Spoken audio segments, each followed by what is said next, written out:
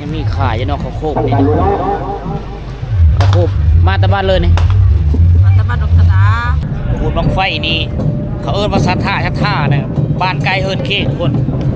บ้านคือกันนะเขาจะเอาเขาจะเอาหมู่กองมาตีกองเลาะกินเหล้าโหบ้านนะ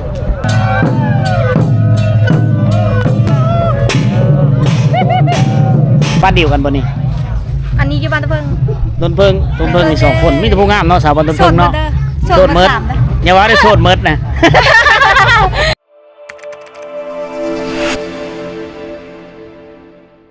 สบายดีทุกคนสบายดี FC ทุกท่านนะ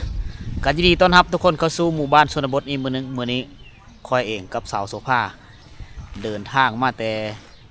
บ้านอนุสัญญาเมืองพีนแขวงสวรรณเขตออกตะเฮินเวลา 7 โมงมาฮอดพี่ 10 โมงทุกคนใช้เวลา2 ชั่วโมงมาฮอดบ้านนาหางน้อยเมืองอาจสะพรแขวงสวรรณเขตมื้อนี้สิพาทุกคนไปพุ่นแหละเป้าหมายการเดินทางของเฮาก็มีหลายบ่อนทุกคนมีไปต่อเอายาสาวโสภาเด้เพิ่นมีสบายนะพอกำหนดไปต่อยาอยู่สวรรณเขตแล้วก็มื้อนี้ก็สิไปพุ่นก่อนสิไปสวรรค์แล้วพาทุกคนไปรับส้มมามีประเพณีบุญงานบุญบังไฟนะเรื่องเป็นงานทมิตของเมืองอาสาพรอยู่บ้านต้นเพิงนะเดินห่างจากนี้ก็ไปกับประมาณ10 กิโลหรือ8 กิโลเมตรจำนี้แหละ8 ลักประมาณนั้นนะไปดีพี่น้องไปทางไหนมันนี่เคยเห็นบ่บุญบังไฟยังบ่เคยเห็นเนาะแถวนี้ยังบ่เคยแถวอื่นนะเคยแล้วเคยเห็นแต่แถวบังไฟบุญบังไฟเซโปนแม่กับแดนสวรรค์ไปเบิ่งบุญบังไฟเมืองอาสาพรเป็นนั่นเลย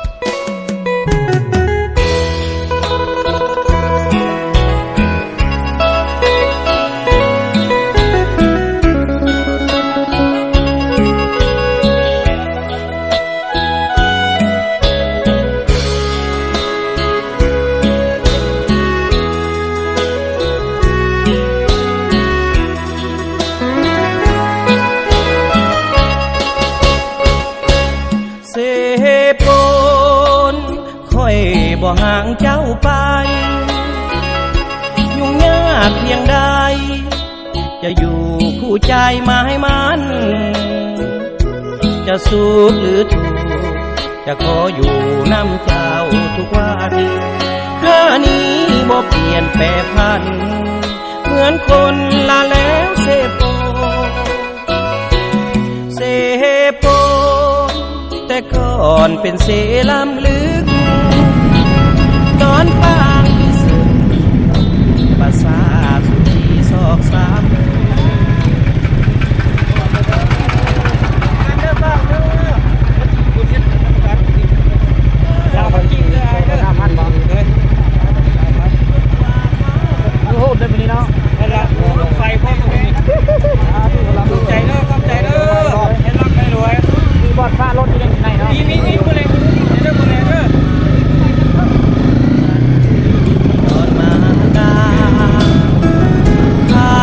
ขอหา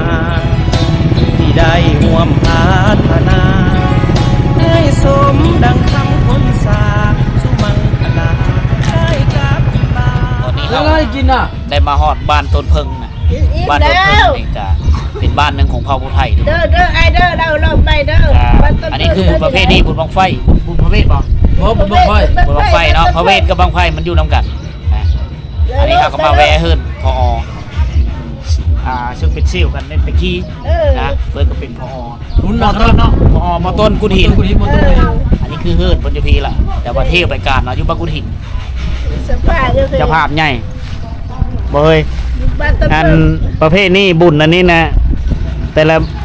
เจ้าของเฮิรนนี่ได้ยู่เฮิรนก่อนเลยแต่ทำอิฐนี่เนาะแต่เสานี่เนาะเพราะว่าฮับแค่เจ้าของเฮิรนนี่ต้องได้เป้กันอยู่เนาะหนีบ่ได้เขาฮับแค่ฮับศรัทธาดิแค่ตั้งห้าชัดท่าตั้งห้าได้ชัดท่ามันมีอยู่10 บ้านได้ชัดท่ามาให้กินเหล้าอะไรแค่ตุ้มกองห่างคณะกองตุ้มดนตรี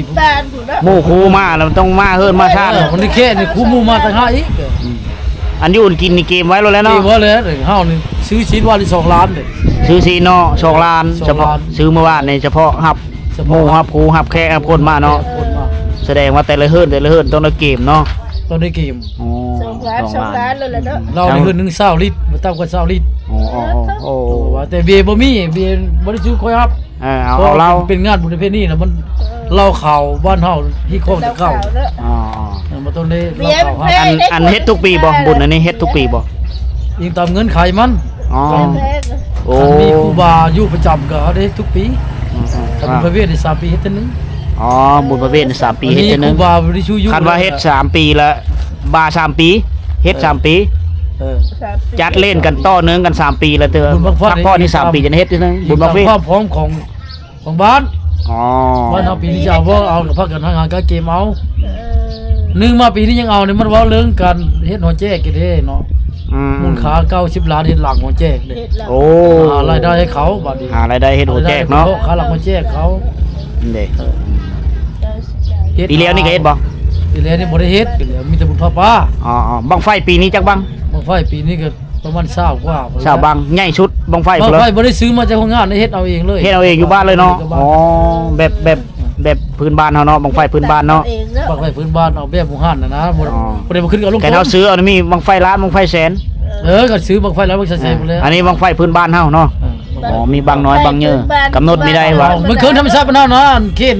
หามันก็เอาไว้ เอาว่าเอ็ด เนาะ เนาะ อันนั้นบ่ห้านตะเก้านะ โอ้ ไม้ คัก กับ แล้ว ไม้ ฉัน สังไฟ บังไฟแบบบูฮานตั้งแต่คอยังน้อยนะเฮ็ดพอเฮ็ดบังไฟ เขาเจ้าจะเอาไม้ทั้งไผ่เฮ็ดหางมันไม้ทั้งไผ่เฮ็ดหางมันเลยไม้ทั้งไผ่เมื่อล่ำทุกคนเนี่ยแต่ว่าตกมายุคสมัยเขามือโซลายเขามีบริษัทฮับเฮ็ดบังไฟแล้วก็ซื้อเอาแต่ว่าบ้านต้นเพิงปีนี้เพิ่นบ้านต้นเพิงปีนี้เพิ่นเฮ็ดบังไฟแบบปูห่านบังไฟแบบปู่ย่าตาหน้ายเฮาเฮ็ดวางหันเลยนะเพิ่นเลยจูดมีขึ้นแล้วก็หามกันลูกขี้ตกอันนี้ได้มาเฮิรนมาซ่านประเภทนี้บุญบังไฟเฮิรนเลิกกินเฮิรนนั้นนะอันนี้คืออาหาร อันนี้เนี่ยตั้งแต่ข้อยังน้อยก็ยังได้ยังได้เห็นอยู่ แกงกระดูกซื้อมามีไปบ้านเลยเห็นบ้านนั้น ใช่ เนาะ บักหมี่ใช่กิน พบเจออาจารย์หมอนมีไส้ แซ่บๆดีเหล้าขาวพอมีครบหมด อ๋อหมอนมีไส้ เราบ่เล่าน่ะยังบ่เล่าบ่น่ะ แม่นบ่เคยเล่าบ่ บล่องนะน้ำบ้านต้นเพิงนี่ก็ยังเป็นบ้านที่ว่าดังเดิมหลาย แต่ว่าสิ่งที่เปลี่ยนแปลงหลังจากค่อยไม่ได้มา10 ปลายปี สิ่งที่เปลี่ยนแปลงคือเฮิรนซ่านอาคารสถานที่ทุกคนทางนี่ตอนนี้มีเส้นทางแดงอัปเกรดมาใหม่ช่วงค่อยมาตะกี้โอ้ยเที่ยวไปสอนอยู่บ้านนาย้อนนี่เส้นทางนี่เป็นขี้ตก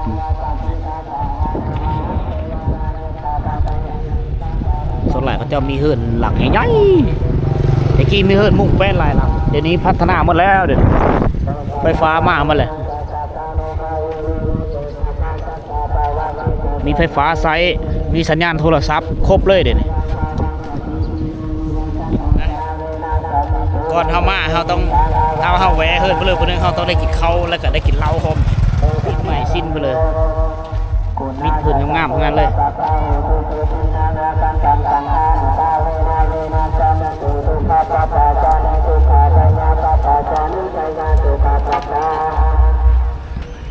เครื่องของเขาเจ้าจะมาขายในงามบุญเนี่ยนับกันเป็นเสื้อผ้าเครื่องลิ้นหรือต่างๆมีครบสองข้างทาง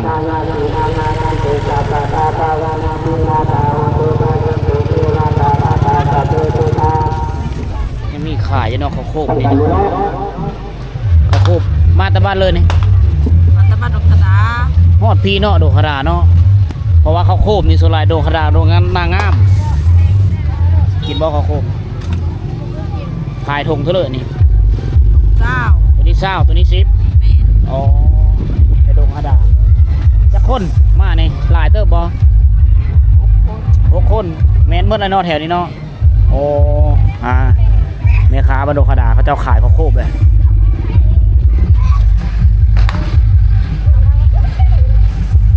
บังขลามก็มีบังขลามน้อย ลาม โอ้ข้าวโพดเป็นแถวดงฮาดาได้เนาะ กระดา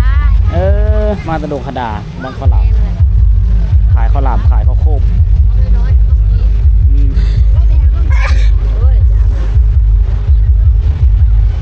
มาแต่ว่านี่บ่ไทยบ้านนั่นดงขดานี่มามื้อนี้มาเสาร์นี้เนาะหากระฮอดหากระฮอดคือเดียวสั่น ตามรถขายรถไปตาม ขายอยู่กลางแจ้งเลยเนาะนี่เนาะ หา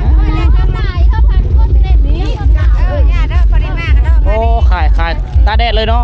แต่ได้กับยามัน เอาขายมันขายผ้าห่มขายเครื่องมาแต่เมืองบ่พี่ มาแต่ท่านอาจจะพ่อนะ อา ต สะ ลา พ ด ร นั่นเลย ตลาดอาสะพรสิได้เพิ่นก็มาขายกลางแดดเลย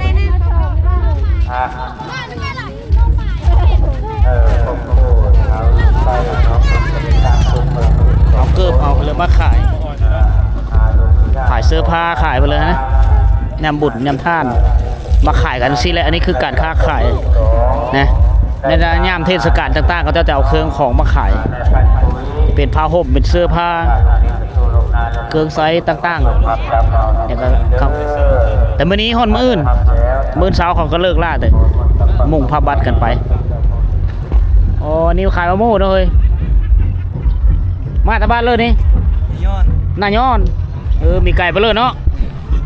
มาแต่หน้าย้อนเนี่ยพุ่นได้มุ่งหน้ามาทางผู้สร้างแห่หมดเลยขายมะม่วงบุญบังไฟนี่เขาเอิ้นว่าสัทธาเนี่ยบ้านไกลเอิ้นเค้กคนบ้านคือกันนะเขาจะเอาหมู่กองมาตีกองเลาะกินเหล้าหมู่บ้านนะฉะนั้นชาวบ้านแต่ละเฮิร์ดนี่ต้องได้อยู่เฮิร์ดอันที่เรื่องเก็บเหล้าเฮิร์ดทั้งเศร้านิดนะแล้วก็ซีนข้าวป่าอาหารนะแต่ว่าเจ้าของเฮิร์ดเนี่ยต้องได้เป็ดกันอยู่เฮิร์ดนะไปลิ้นบุญแน่อยู่เฮิร์ดแน่เสียงกองดังสนั่นนะอันนี้คือประเพณีดังดึกอันนี้เขาเอิ้นว่าบุญบังไฟ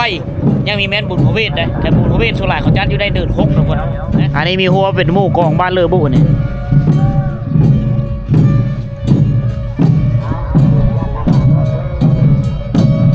โอ้โคตรลายนะเขาเจ้าจะแต่งตัวผู้ชายนี่จะเฮ็ดแบบไม่ยิ่ง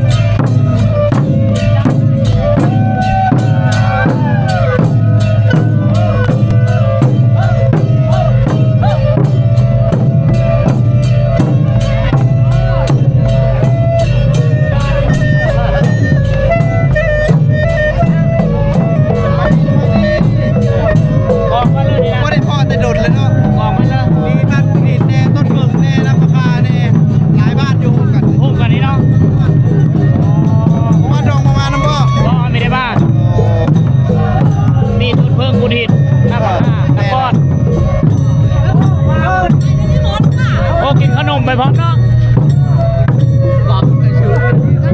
โอ้ทางกาแฟงามเลยมันเอง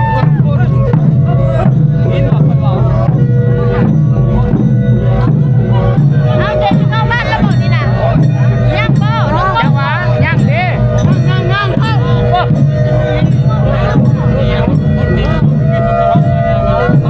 ห้าวกันที่ได้ชิยางนำหมูกรอบไปเลยนะ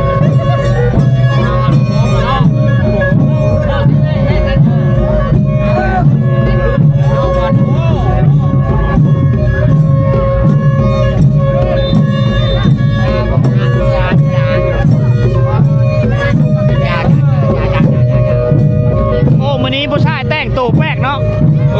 แม่ใด ผู้เฮ็ดกระเทยก็มีเฮ็ดไม่ยิ่งก็มีอันนี้ไปเลยนี่ พี่จะยิ่งแต่ผมไม่หีเท่านั้น พี่ตะโคนอันนี้นะ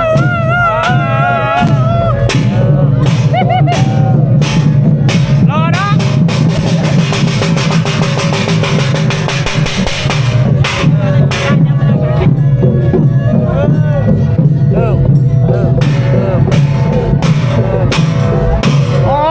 ใช้งานลายเพิ่มจน5เนาะ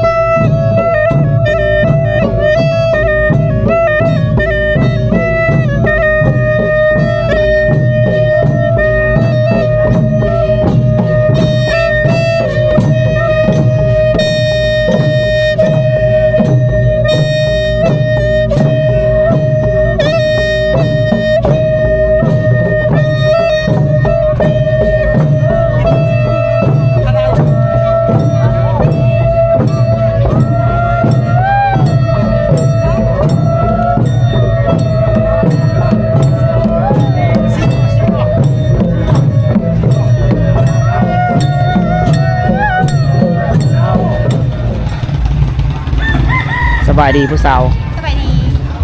สาวบ้านต้นเพิ่งแมันบ่แม่นั่นเนาะอยู่ อันนี้อยู่นาปะค่ะ อยู่นาปะค่า แม่นแล้ว ไก่บ่แต่บ้านนี้ไปนาปะค่านี่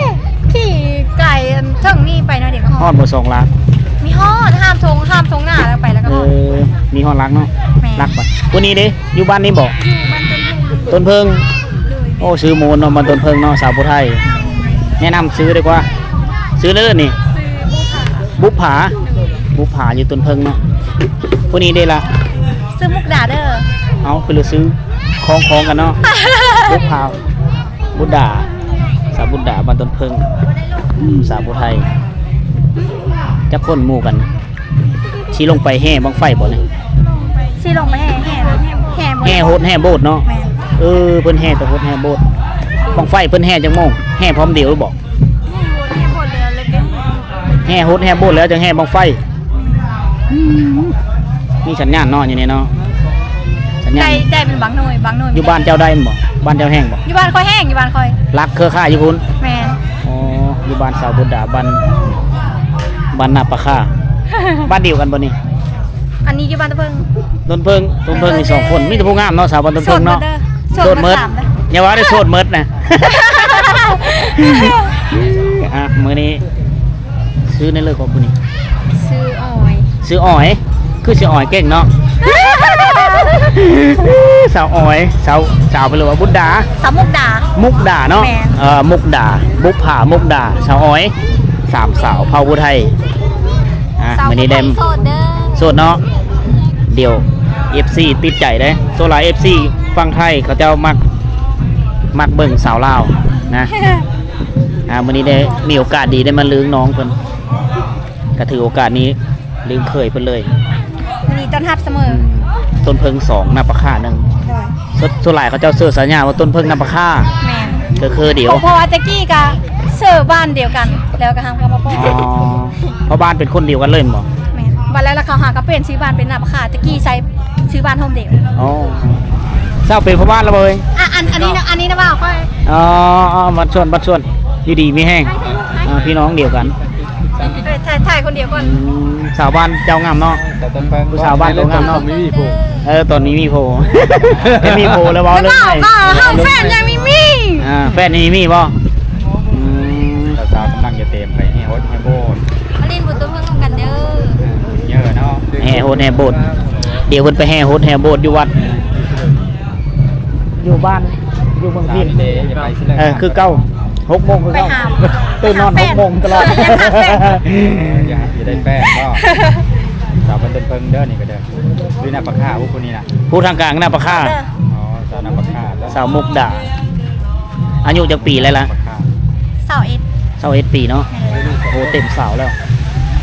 เท่าแล้วไม่มีเปล่า โอ้ยังมีในเท้าบุกผ่าเด้อายุจักปีแล้วนี่ 2 ปี 22 ปีผู้นี้21 22สาวอ้อยเด้จักปีแล้วล่ะ 2 ปี สาวโอ้โหไหลกันเลยเนาะสาวไปน้องเลยสาว21 22 ปีนะ กับบุกขาก็ สิเพิ่นว่าโสดหมด กำลังจะเต็มไปให้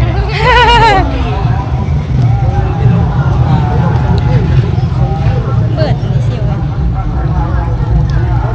สาวอ้อยเฮิรนอยู่ทั้งเลยเฮิรน หน้าเฮือนนางนี้แล้วก็นางนี้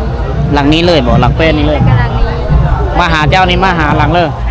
มาหาหลังนี้ก็ได้หลังนี้ก็ได้ หลังแป้นนี่โลเนาะ ดู อ๋อเฮิรนสาวอ้อยอยู่คือนี่เฮิรนสาวบุกผ่าอยู่ทั้งเลยล่ะอยู่เหนือพุ่นโอ้ไม่ได้เห็นเฮิรนเราซ้ำมาเนี่ยได้เห็นแต่เฮิรนสาวอ้อยแคมทางบ่เฮิรนมุกดาไปหา เปิดภูผาแก้มทาง แคมทางเลย เปิดหน้าอยู่สามแยกน้ำข้างนั่น สามแยกน้ำปลาค่า แม่นแล้ว ถามหาเห็นแล้วเนาะ แมนถามโลด สาวมุกดาอยู่เฉลยเลยเห็นแล้วเนาะ คันบ่เฮ็ดละเอาเบอร์ไว้เด้อ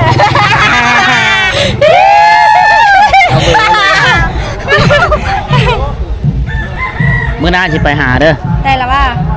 ย่ำมาให้น้ำนานอยู่บ้านบ่หรือไปหาเงินอยู่เมือง บางปีก็อยู่บางปีก็ไม่ได้อยู่ ปีนี้มีแผนไปบ่ ปีนี้นะเบอร์ไว้เอาเบอร์ไว้หาเฟซอย่าได้เฟซ ได้แล้ววะ เดี๋ยวสิติดต่อหา โอเคจัดไป เพราะว่าสิ สิมาเที่ยวเบิ่งบ้านลินเบิ่งสาวผู้ไทยเด้ไอ้เคยไปแต่บ้านเผาบรู โอ้ เนี่ยถ่ายรูปบ่นี่นะ บ้านเหรอ มีแต่ผู้จบผู้งามเนาะสาวบ้านต้นเพิ่งน้ำปลาค่านี่ลงแห่โฮดแห่โบดแล้วนี่ แม่ อ๋อได้พี่เลยได้ลงมีข้าวสาร ข้าวสาร เงินพร้อม นั่น อ๋อมีเงินพร้อมมีข้าวสารอันนี้คือประเทศนี้ผู้ไทย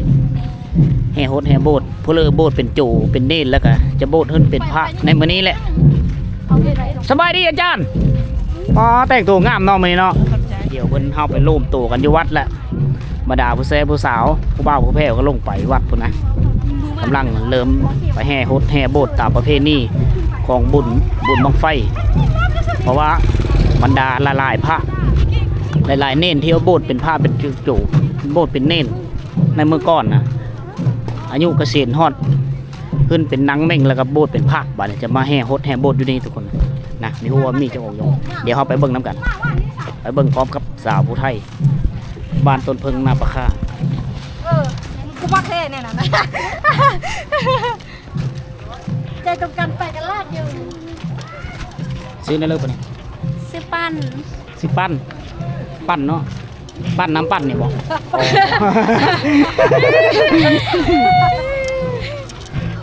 สาวปั้น น้ำปั้นแล้ว เอาพูดหนึ่งคือมานำ เราขายเครื่อง สาวอ้อยได้ แมน สาวอ้อยขายเครื่องอืม เราก็เราไปชอบหาแฟนมาขายซอยอยู่ แนวนั้น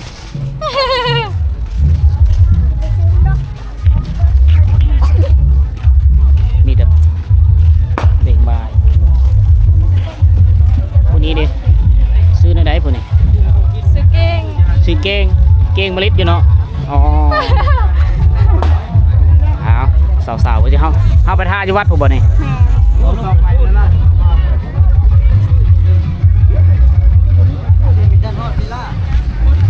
เดี๋ยวจะเจอน้องคนนี้เธอหนึ่งนะตอนแห่โฮดแห่โบดฟ้อนบ่นี่จะได้ฟ้อนบ่จังโมงฟ้อนนี่10 โมงบ่ายโมงบันแห่บังไฟบ่บอกฟ้อนแต่งตัวล่อเนาะมีผู้งามๆเนาะ